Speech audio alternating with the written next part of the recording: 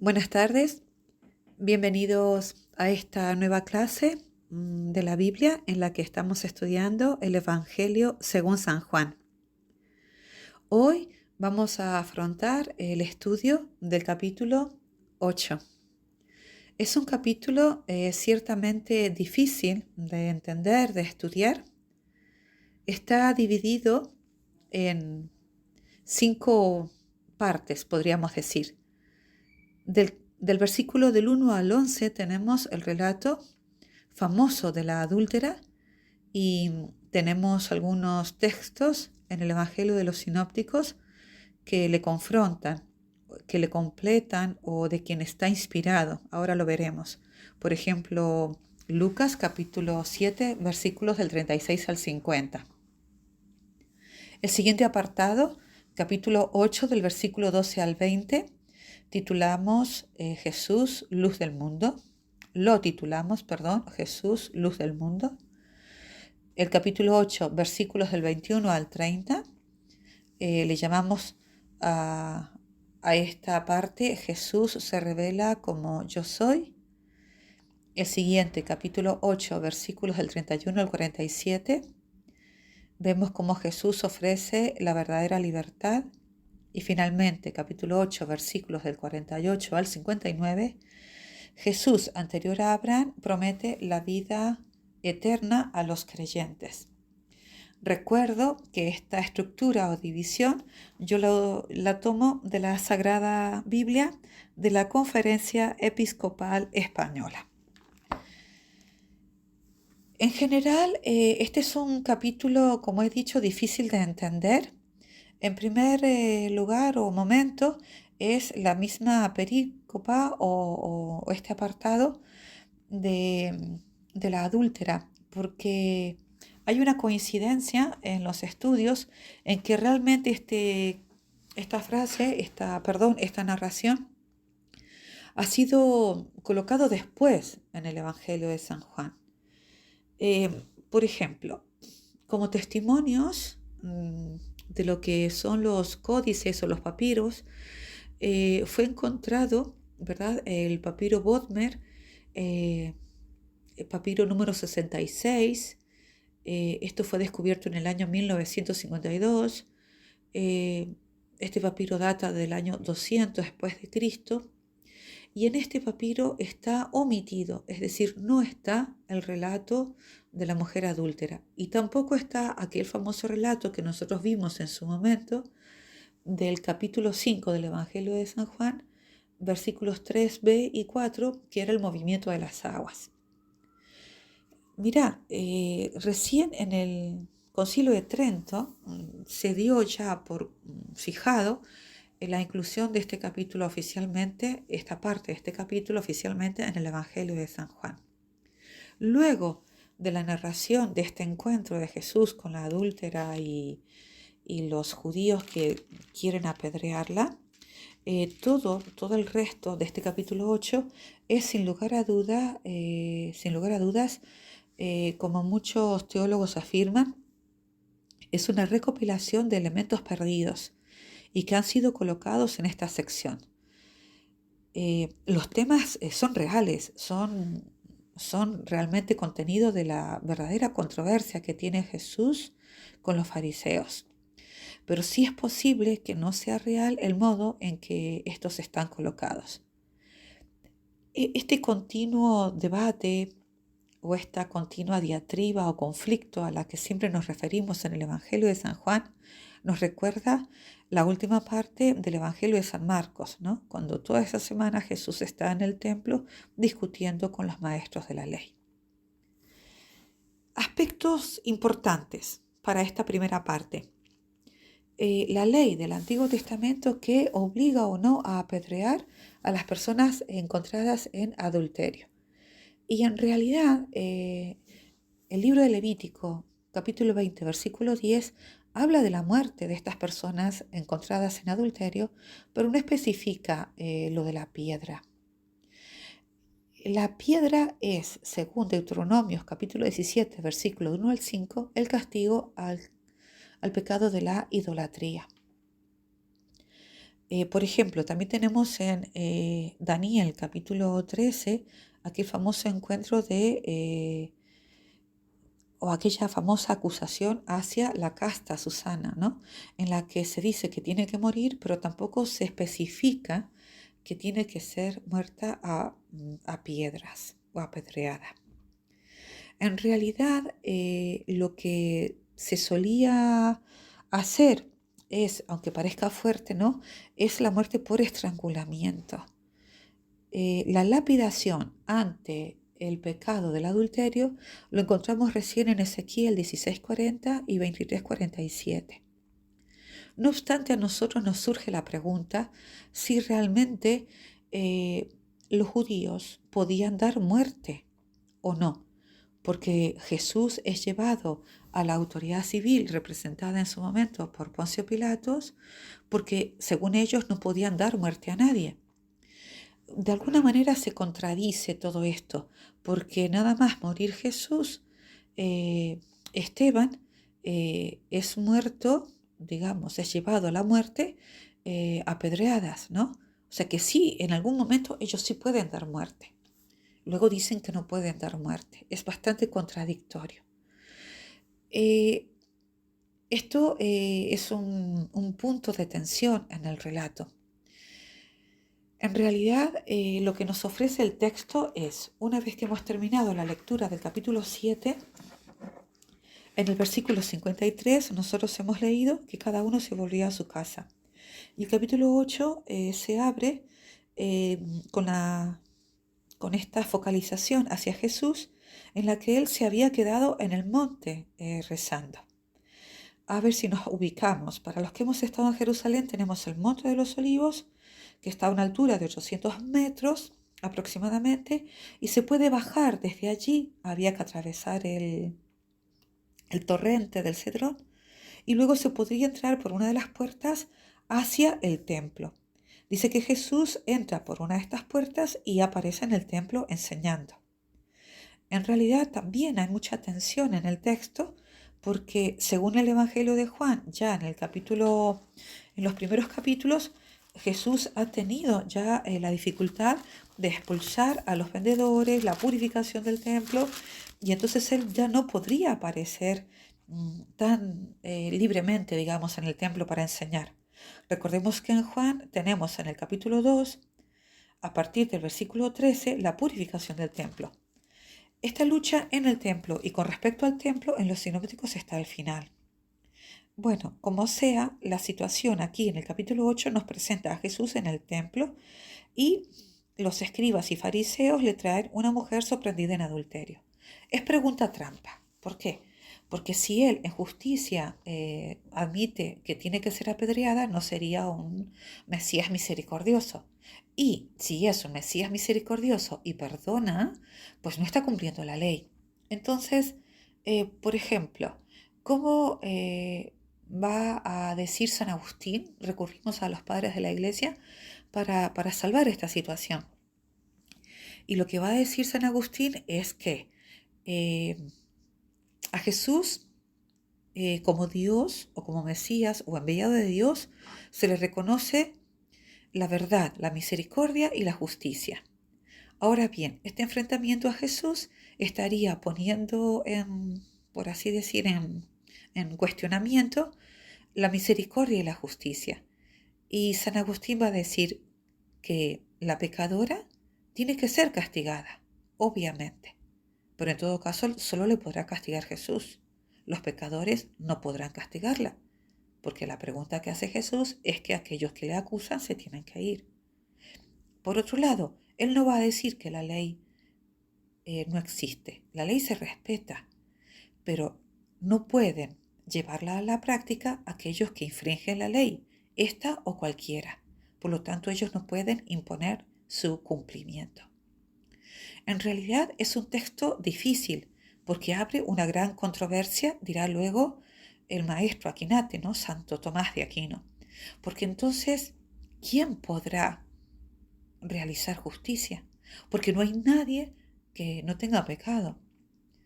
Es muy interesante este relato porque abre realmente una gran controversia a nivel de misericordia, de justicia y a nivel jurídico, que luego la Iglesia tendrá un gran trabajo para establecer sus propias leyes. El siguiente apartado de este capítulo 8 lo tenemos en el versículo 12 hasta el versículo 20, en donde se abre con la definición de parte de Jesús, afirmación o autorrevelación: yo soy la luz del mundo. Sí, como dicen algunos teólogos, la narración anterior no formaría parte de lo que es el Evangelio de Juan. Podría decirse que esta fiesta de la luz de los tabernáculos en la que hemos meditado la semana pasada, en el capítulo 7, Jesús podría terminar diciendo: yo soy la luz del mundo, porque era la fiesta de las luces. Y aquí surge de nuevo otro conflicto propio del Evangelio de Juan, que es el testimonio. Nosotros habíamos estudiado en el capítulo 5, versículo 31, cuando a Jesús se le acusaba de que él no tenía fuerza de testimonio. Acordaros que en la religión judía, para que un testimonio sea válido, tiene que tener dos personas. Por eso la importancia que he mencionado recién del capítulo de Susana, porque tenían que ser dos los que acusaran y tenían que estar de acuerdo. Por eso en aquel momento aquellos que la acusaban a Susana se contradicen y caen en su propia mentira, cuando declaran dos árboles distintos. Retomando aquí lo que quiero decir del testimonio, entonces en el capítulo 5, versículo 31, Jesús había dicho que su propio padre daba testimonio de él, Juan Bautista, las obras y las mismas escrituras. Al mismo problema Jesús ahora va a reaccionar de otra manera, y es como que va a evolucionar en la validez del testimonio que él tiene de sí mismo, porque ahora sí lo va a considerar válido. En aquel momento dice: bueno, no sería válido mi propio testimonio, pero tengo el de 4 personas: Dios, las obras, Juan Bautista y las escrituras. Ahora va a decir Jesús, según el Evangelio de Juan: yo puedo dar testimonio de mí mismo. Mi testimonio es verdadero porque sé de dónde vengo y porque él sabe que es enviado. Entonces, aquí él va a darle a su persona el valor divino, porque realmente él es Dios, es hijo de Dios y está unido a Dios. Unión consustancial, pero que luego no está revelado todavía, pero que él empieza de alguna manera a dar algunos indicios. ¿Y qué es lo que tanto cuesta entender al judío? Que él y Dios sean una sola persona. Ahora bien, él va a decir que su testimonio es verdadero. Aún así, él no va a juzgar. El juicio lo tiene Dios, pero el juicio ya está, digamos, declarado cuando ellos no creen en su palabra. Cuando él hace referencia al Padre, los judíos le preguntan: ¿dónde está tu Padre? Pero él no contesta tampoco directamente. Él simplemente sigue acusando a este grupo de que es incapaz de conocer y de escuchar. Por lo tanto, esta parte en el versículo 20, parte B, va a decir, le quieren echar mano, pero no pueden todavía, no ha llegado la hora, no ha llegado este kairos de Jesús. Es bonito señalar aquí, como hemos visto en la imagen de esta estructura del templo, que Jesús está enseñando en el atrio de las mujeres, donde está el arca de las ofrendas. Aquí una mujer viuda en algún momento echará algunas moneditas en el cofre y Jesús hará referencia a esta donación de esta mujer. Es un relato que lo va a tomar Lucas en el capítulo 21 y también lo tomará Marcos al final de su capítulo. Pero tiene coherencia de que Jesús vea a una mujer, porque él predica en el atrio de las mujeres, porque allí también hay más gente. Recordamos, como vemos en el esquema de la estructura del templo que hemos visto, cada uno ha visto según es señalado, ¿no? Aquel link en YouTube que podíais ver, o según esta imagen que os estoy mostrando, o aquellos que hemos podido ir a Jerusalén, que hemos estudiado algo de la estructura del templo, que según se entra por las puertas de Hulda, entran los extranjeros que se quedan fuera, los mercaderes, luego los extranjeros que pueden entrar y luego las mujeres, como estamos hablando, luego recién entran los varones, sacerdotes atraviesan la puerta de Nicanor para entrar en el Santo de los Santos. Hay una progresión, digamos, en la estructura del templo, en la santidad, y no todo el mundo tiene acceso a él. La Biblia de la Conferencia Episcopal Española nos presenta la siguiente parte del relato, que lo divide en los versículos del 21 al 30. Y en estos versículos del 21 al 30 tenemos que por 2 veces se repite la gran autorrevelación de Jesús diciendo yo soy. Este yo soy, al que no le acompañan en ningún adjetivo como el de recién, yo soy la luz del mundo, en el versículo 12, sino yo soy, y que va a ser repetido al final de la última parte de este apartado, en el versículo 58, yo soy, y Abraham lo sabía, Abraham lo veía. Estos dos yo soy, del versículo 21 al versículo 30, va a tener, digamos, como características, yo soy y tengo la capacidad de conocer y decir que moriréis en vuestros pecados, lo va a decir en el versículo 24. Y en el versículo 28 va a repetir yo soy y lo va a hacer haciendo referencia a la muerte con la que él va a morir, que ya había sido señalada en el capítulo 3 con Nicodemo. Él, cuando sea levantado, cuando sea crucificado, la absoluta revelación del Hijo de Dios estará consumada en la cruz. En este conflicto, en esta discusión del 21 al 30, pues los que discuten siguen siendo los fariseos, eh, aquellos que son maestros de la ley, que son escribas. Es una discusión que no es a nivel de gente sencilla ante la que Jesús puede hacer un milagro y con su inocencia le quieren declarar rey y no hay más. Estas discusiones son a nivel intelectual, porque ellos tienen que recibir las pruebas o las convicciones suficientes para creer que Él es un enviado de Dios, es el Hijo de Dios, y bueno, y es Dios. Y esto realmente Jesús no podrá hacerlo con la palabra, lo hará con el gesto de la cruz, y aún así hay gente que no creerá en esta muerte y en esta resurrección. La acusación a Jesús es amplia, porque Él no presenta testigos, porque, porque Él se autoproclama, digamos, con una sabiduría que no muestra al Padre. En todo caso, cuando él dice, mi Padre me envía, yo sé de dónde vengo. Jesús vuelve a presentar ante ellos estas dos realidades, arriba y abajo. En realidad son dos mundos, son dos maneras de ver la verdad, de entender la verdad, de entender la vida, de entender el camino, porque Jesús va a decir, ustedes son de aquí y yo soy de arriba. Ustedes son de este mundo y yo no soy de este mundo. Hay realmente también una insinuación, una invitación a un criterio moral, además de un criterio, por así decir, metafísico, ¿no? Hay como pensamientos que son de este mundo, que no están iluminados por el mundo de Dios. Como Él es la luz del mundo y no es recibida, pues ellos no pueden tener conocimiento y conciencia del propio pecado. Y por eso Jesús va a decir, vosotros moriréis en vuestro pecado. Y por eso va a decir que van a continuar en la oscuridad, porque no pueden darse cuenta de lo que no conocen o de lo que no aceptan. Realmente es difícil comprender cuál es el origen de esta discusión.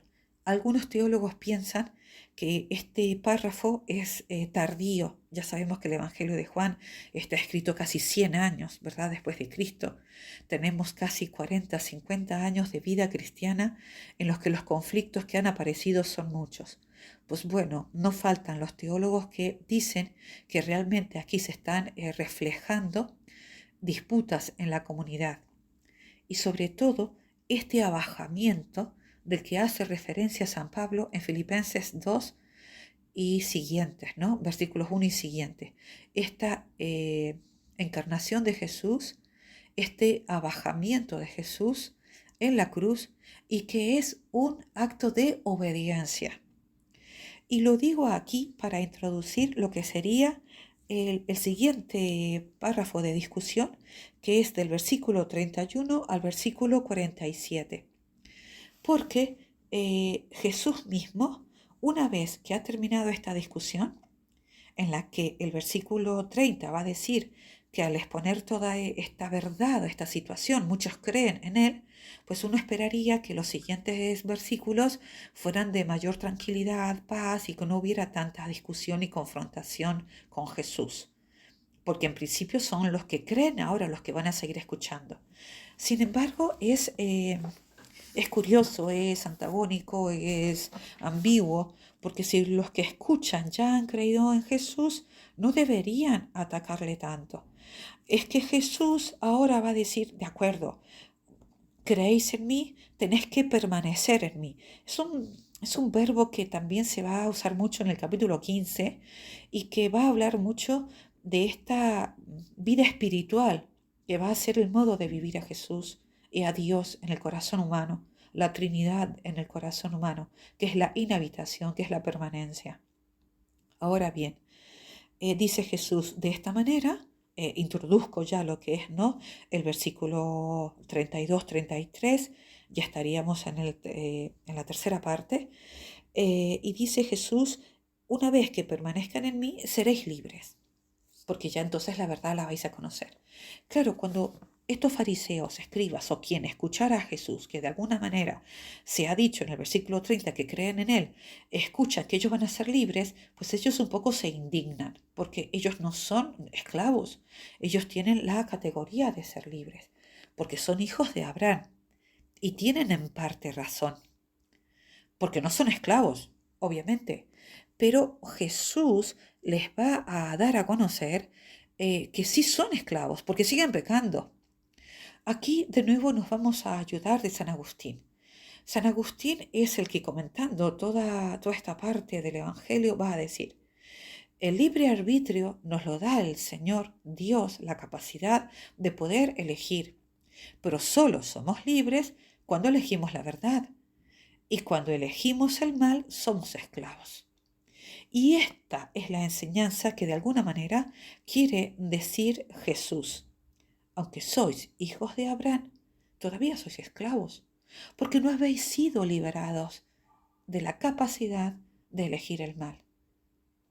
La discusión de la libertad con ser hijo y heredero también la va a tomar Pablo, pero él la va a tomar de acuerdo a la lucha con la ley, cuando la ley solo te acusa de lo que es el pecado, pero no te libera.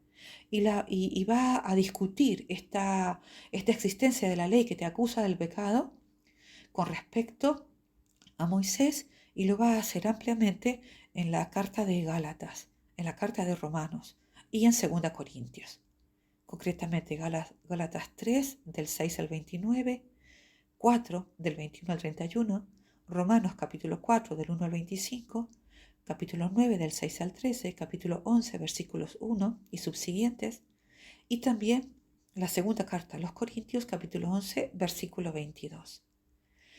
Es que la libertad como tal, como vivencia de la presencia del Espíritu Santo, va a ser un progreso en la fe y un progreso también moral.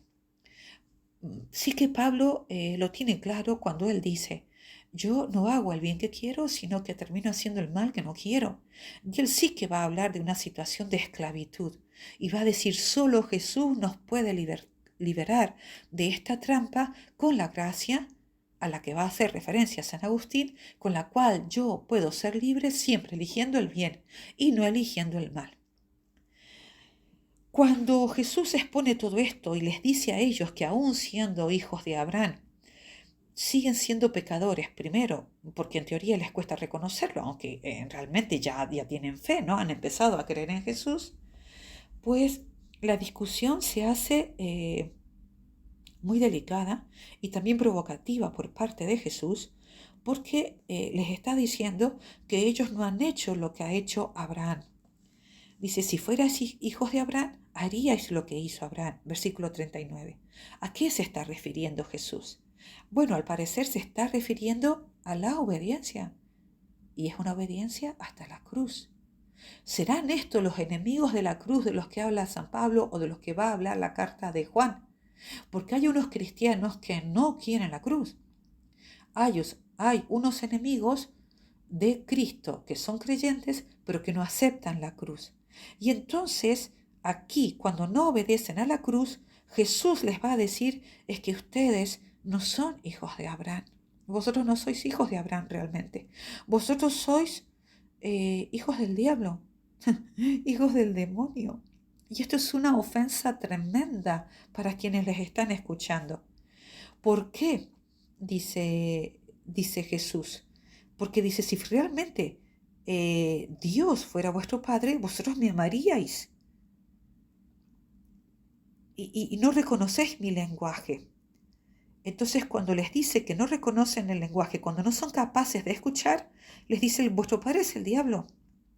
Y vuestro padre es el que mata. ¿Y qué es lo que mata el diablo? Mata la presencia de Dios. Va a matar a Jesús literalmente, pero va a matar la presencia de Dios en cada uno de los discípulos e hijos de Dios. Y aquí voy a hacer referencia a una santa actual, Madre Teresa de Calcuta, en la que ella decía que la primer gran obra del diablo es matar la presencia de Dios en el corazón de los hijos, de los creyentes, porque no puede matar a Dios directamente. Una sola vez fue el enfrentamiento en la cruz, pero Jesús ya no vuelve a morir. Entonces lo único que le queda al diablo es matar la fe y la presencia de Dios en los creyentes. Entonces Jesús va a decir, el diablo es un homicida y lo es desde el principio. Aquí hay una gran tradición rabínica en la que se reconoce que la tentación de Adán y Eva es una tentación de matar la confianza de Dios que hay en el corazón de estos hijos de Dios, matar esta presencia de Dios, y la segunda, cuando sigue con Caín y Abel, en la que le inspira la muerte al hermano. Los dos pecados serían de muerte, muerte de la presencia de Dios en el alma y muerte de la presencia de Dios en el hermano. Cuando Jesús dice todo esto tan terrible, por así decir, ¿no? Porque son grandes verdades, ellos, aunque fueran creyentes o no, porque uno ya no puede uno pensar si han creído o no, terminan acusándoles a Jesús mismo de lo que él está diciendo. Y así abrimos la última parte, que es del versículo 48 al 59, porque entonces los judíos le acusan a él de que él realmente es el que tiene un demonio y es samaritano. Si lo vemos bien, cuando ellos se han visto atrapados en esta nueva educación o pedagogía de Jesús, en esta nueva entrega de lo que sería la verdadera libertad, Jesús quiere entregar este don de la libertad, pero para entregar este don de la libertad, de la gracia, de la luz, de la liberación, tiene que haber por parte de quien la recibe un reconocimiento de que le faltan todas estas cosas, todos estos aspectos. Como ellos no lo reconocen, sintiéndose y defendiendo su existencia como hijos de Abraham, entonces la persona que les hace ver esta luz pues es una persona endemoniada y va a ser un samaritano. Acordaros la gran acusación que les va a significar, ¿no? A los judíos ser comparados con los samaritanos. Ya hemos hablado en muchos momentos de lo que significa, ¿no? Esta realidad de los samaritanos para los judíos. Entonces, los judíos en esta discusión, por así decir, yo creo que empieza a desarrollarse lo que se llama en teología el gran misterio de la iniquidad. El misterio del mal es tan grande en las respuestas que comienzan con una absoluta negación de Dios y que luego se van haciendo tremendamente grandes e ingentes que ya nadie controla. Aquí Jesús está invitando de alguna manera a vivir lo que se llama en teología el criterio de la continuidad, guión o versus discontinuidad. Es decir, hay aspectos del Antiguo Testamento que tienen que seguir. La fe de Abraham sigue en pie. La realidad de Abraham como padre de los creyentes sigue en pie. Pero hay algo que ya no puede continuar de la misma manera. Y a este criterio se le llama el criterio de discontinuidad. Si bien ellos se consideraban libres por ser hijos de Abraham, ahora son hijos de Abraham, pero no son libres. Porque la verdadera libertad era mucho más que el haber recibido la descendencia. Había que recibir en el fondo del alma y del corazón y de esta nueva realidad la liberación de esta tendencia a pecar, que según San Agustín es heredada de los primeros padres, Adán y Eva. Según Santo Tomás, la herida continúa, pero viene reforzada por esta gracia de Dios y es la que Jesús quiere ofrecer.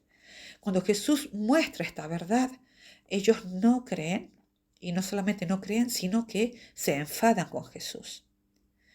Nosotros podemos en la vida cotidiana también experimentar esta realidad. Es muy difícil decirle a las personas con las que convivimos un error que vemos o algo que se realiza de manera incorrecta. Pareciera ser que hay como una gran resistencia en el ser humano a recibir una corrección. Nadie quiere ser corregido, pero en realidad es un deber de la caridad el que alguien nos muestre la luz de la verdad. Porque si nosotros no la vemos, qué bien y qué caridad que alguien me diga dónde a la otra persona le parece que yo no estoy viviendo la verdad. Yo creo que deberíamos hacer grandes cursos y perfeccionarnos en este aspecto de la relación en la que nosotros nos podamos decir unos a otros y ayudarnos con la caridad dónde está nuestro error. Claro, nadie puede hacerlo de manera tan ligera y no todos podemos. Tenemos que tener la autoridad moral ante todo, afectiva, relacional.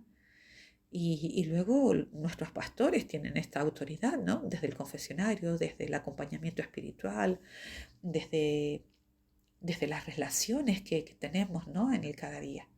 Pero todos nosotros tenemos el deber moral de iluminarnos unos a otros cuando cuando creemos que alguien tiene este error.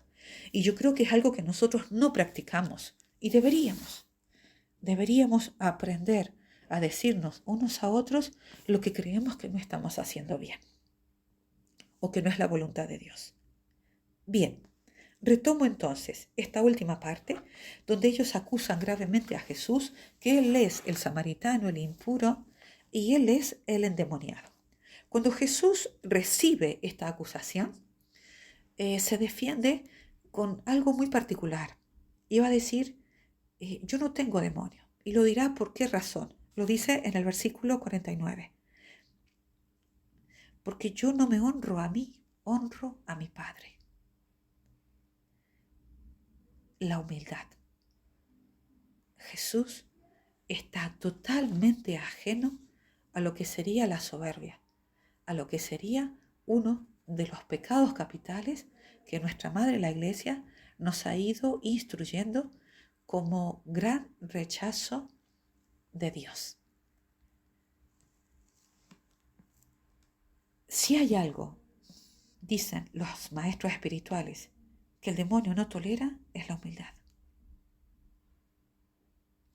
Entonces, dice Jesús, yo no tengo demonio, porque yo honro a mi Padre. Yo no busco mi gloria.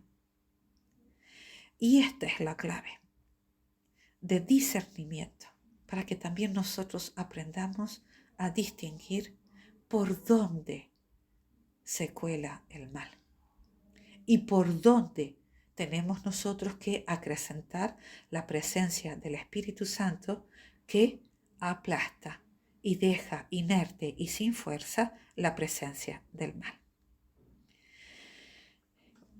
Ellos, los judíos, todavía lo dicen más claro, ¿no? Estás endemoniado, lo repiten en el versículo 52. Y le critican Y la guerra viene ahora a decir, tú que dices que nuestro padre Abraham murió, que los profetas murieron, ¿no? Y, y que ellos nos han enseñado el camino y como que no valoraras esto, ¿no? Y vienes a decir que Él tiene la verdad, que Él tiene la palabra, que Él tiene ahora esto para decir. No lo entienden. Y Jesús va a decir, eh, Abraham, Abraham sí creía en mí, Abraham sí esperaba en mí, o Abraham ha logrado saber y comprender, ¿no? Que yo soy, que yo existo y que pudo ver el nacimiento. Dice el versículo 56. Él ya era feliz pensando en el día, lo vio y se llenó de alegría. Aquí Jesús abre un tema muy, muy difícil de entender porque está declarando la preexistencia de Él, que ya lo hemos visto en el prólogo, pero es que además está declarando que los muertos viven y que Abraham tiene una visión beatífica. Claro, luego la iglesia tendrá que describir y desmenuzar qué significa que Abraham podía ver los misterios escondidos de lo que iba a ser la revelación y la salvación de la Santísima Trinidad a la humanidad. Y entonces los judíos dicen, pero ¿cómo? ¿Qué relación tienes tú con Abraham? No, porque claro, los judíos, entre la vida y la muerte había una gran diferencia. Jesús está rompiendo el velo de la muerte, lo que va a decir luego la carta a los hebreos. Y va a decir, es que antes de que Abraham existiera yo soy. Y esta es la última declaración de su divinidad. Ego eimi, en griego, yo soy, que es la gran revelación del Antiguo Testamento del Señor. Claro, Abraham obedece, Abraham cree, y el mérito de Abraham ha sido esta obediencia, esta fe, y ellos no son capaces. Hay, como digo, una obstinación y lo que se llama este misterio de la iniquidad. El misterio de la obstinación y de la iniquidad nosotros no lo podemos explicar. La tiniebla existe. No vence a Dios porque Dios es luz. Pero sí que es verdad que en el proceso de la fe, lo que estamos viendo en este evangelio que ha sido escrito para que nosotros podamos creer, en mi humilde opinión, este capítulo está puesto para que veamos la resistencia a la fe. Porque hay aspectos de Jesús que nosotros no comprendemos o nos cuesta creer. Por ejemplo, los modos que Dios tiene de ser Dios y el modo que Jesús tiene de ser Jesús como Hijo de Dios, como por ejemplo su extrema pobreza y su extrema humillación. Creer en la dulzura de la encarnación del Belén es relativamente sencillo, porque creemos a la vida. Pero creer en la crudeza de la muerte es una invitación que nos hace desmontar, ¿no?, los prejuicios que nosotros tenemos de cómo sería la salvación de Dios. Esta permisión de este sufrimiento en Jesús, en cada uno de nosotros y en los inocentes de la historia. ¿Cuánta gente llega a perder la fe en este Dios por la historia de injusticia que hay en la humanidad? Realmente, el que es movido por el odio o por la dureza de corazón o de la mente llega a ver en Jesús un endemoniado y un samaritano.